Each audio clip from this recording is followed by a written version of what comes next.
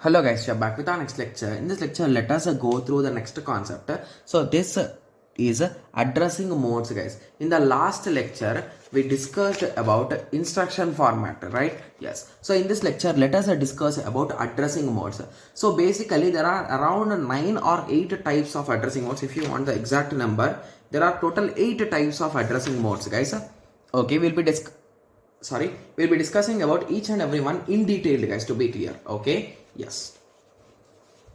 Okay, so let us start the discussion. So addressing modes, it specifies the different ways in which reference to an operand can be made.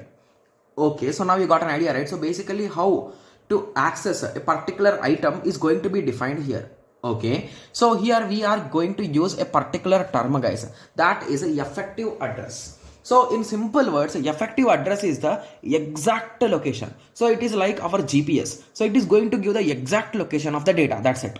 So it is the final address of the location where the operand could be found. So operand indirectly is nothing but the data or the items which we are going to add, right? Yes. Okay. So the first type is the immediate addressing mode, guys. Okay, so what exactly is immediate addressing mode? So in immediate addressing mode, you will, in the instruction itself, you will write the value. So here I want to move 30, the value 30 to the register B. So assume B as a register, and I want to move that 30 value to a register. So in the instruction only I will mention. So that is nothing but immediate mode addressing. So it means the operand is itself a part of an instruction. Okay, so 30 data move to B. So that is our goal. Okay, so the major advantage with respect to this is can be used for constants where value are already known. It is ultra fast and easy. So assume that I am doing a mathematical equational program. So at that time I always know that the pi value is 3.14, right, approximately. So I can predefine it, right? So that can be done here. Got it? Yes. So the only disadvantage is cannot access a full space as it is immediate and its size is limited. Okay, guys, you will be understanding this in the next topic, so don't worry. Okay, so in the next type only, direct mapping only, you will understand. Okay, yes.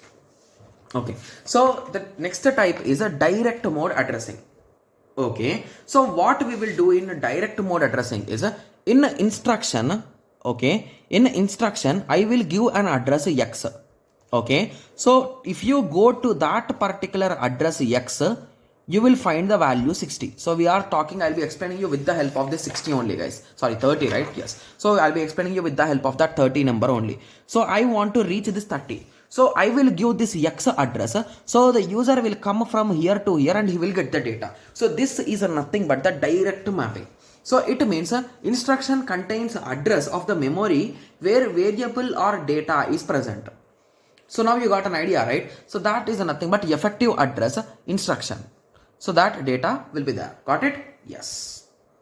Okay. So initially I told this point, right? So cannot access a full scope as it is immediate, its size is limited. So what exactly it is meant is, so assume that you are really huge database which you are using, guys. So assume that your hard disk space is a 2 TB or 20 TB or really large.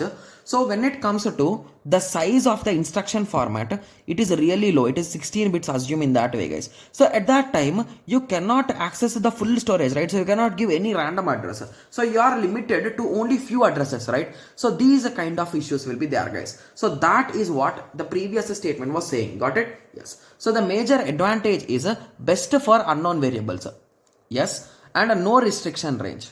Okay, and the disadvantage is relatively slow compared to immediate mode. Got it? Yes, because it is going, you need to go to that address, you need to get the data. Got it? Yes. So now moving on to indirect mode addressing. Okay, so from here on, from diagrams you will understand more, guys.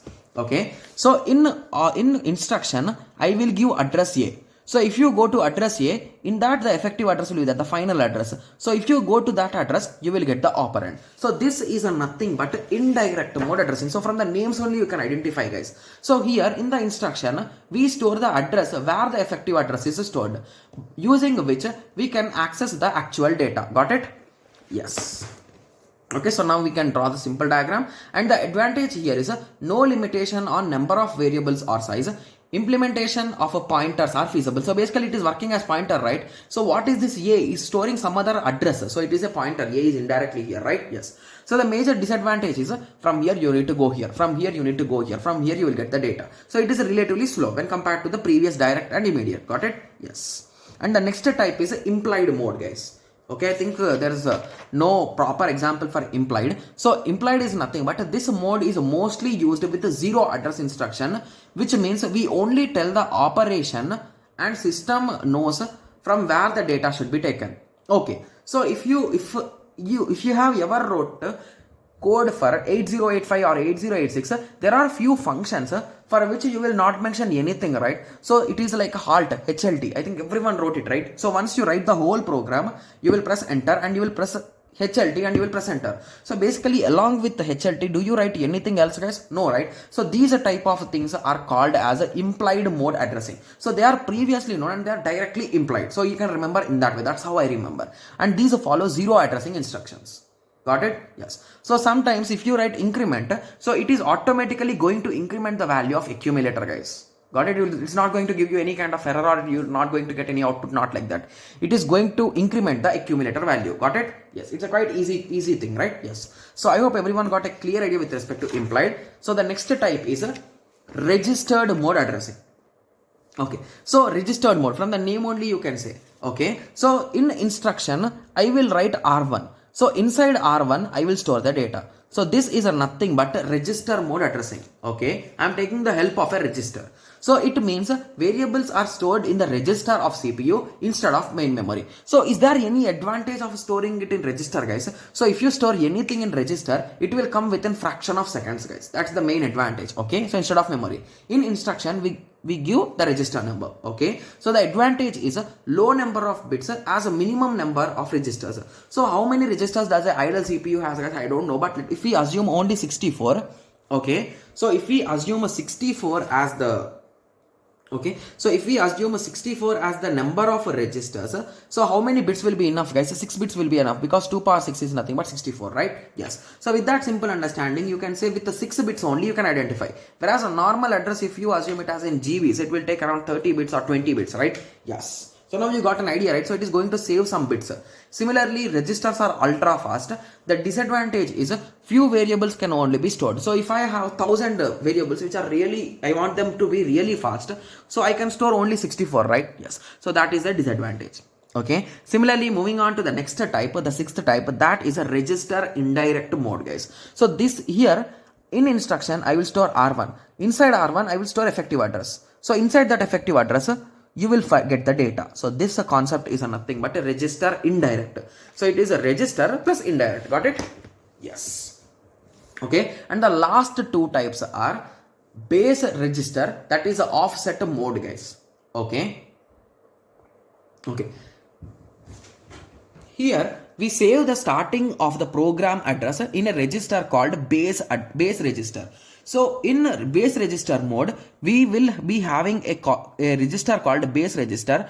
You will store the first line address, guys. So it is indirectly effective address. So the final address is nothing but base address, the first line address plus offset. So if I want a 20th line to be read from my code, from my whole code, if I want to read 20th line with the base address, if I add this 20, I will get the effective address, right? Yes. So that is what is exactly happening here. So now the advantage is, even if we try to shift the process in the memory, we only need to change the content of a base register. So if I just change the starting address, automatically it is going to be updated, right? So assume that previously my code is at X location. Now I am changing it to Z location. Okay, from X location it will occupy up to X plus 100. Now it is occupying up to Z plus 100. So if I want to identify the 30th line in it, okay, so if it is changed from X to Z, I will be changing only the base address, right, which is storing the starting address. So it will automatically point to Z now. So that is nothing but Z plus 30 will be our requirement. So it is exactly matching our requirement, right? Yes. So that is the concept of a base register. So now moving on to the index register. Okay, so index register is for large array access, guys. Okay, so base address of an array in the instruction is stored. The index which we want to access will be there in the register. So basically here we will be having index register, guys. So in that index register you will store the array index. Okay, so the location is nothing but a base plus the particular index which we gave. Okay, yes. So I know that these two types are a bit confusing because these two things are a bit complex when compared to the others, guys. Okay, yes. Okay, so the most important thing which you should remember is the base address register is used for offset, uses offset, and index register is used for a large array occurrences. Okay, yes. So now I hope everyone got a clear idea with respect to the addressing modes, right?